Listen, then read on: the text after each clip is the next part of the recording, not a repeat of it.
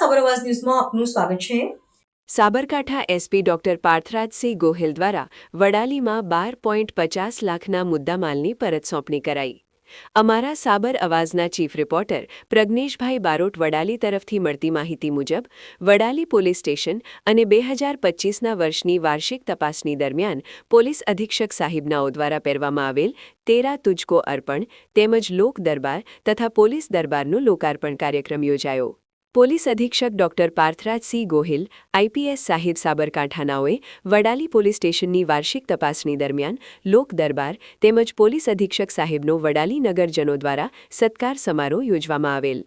આ કાર્યક્રમમાં તેરા તુજકો અર્પણ હેઠળ વડાલી પોલીસ સ્ટેશન વિસ્તારમાંથી ખોવાયેલ કુલ 25 મોબાઈલ ફોન અંદાજિત કિંમત ₹4 લાખ તેમજ સાયબર ફ્રોડમાં ગયેલી કુલ 3 લાખ તથા ચોરીમાં ગયેલ એલ્યુમિનિયમ કોપર વાયર કિંમત ₹5,50,000 મળી કુલ કિંમત ₹12,50,000નો મુદ્દામાલ તથા રોકડ રકમ અરજદારોને પોલીસ અધિક્ષક સાહેબનાઓના હસ્તે પરત સોંપવામાં આવેલ।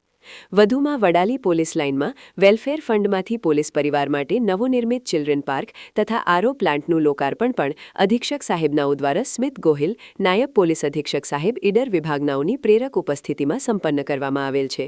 આવા ન્યૂઝ જોવા માટે સાબર આવાજ યુટ્યુબ ચેનલને સબસ્ક્રાઇબ કરો અને લાઇક કરો, જેથી હવે પછીના દરેક સમાચાર સબસ્ક્રાઇબ કરેલા હશે તેઓને નવા સમાચારની માહિતી મળી જશે।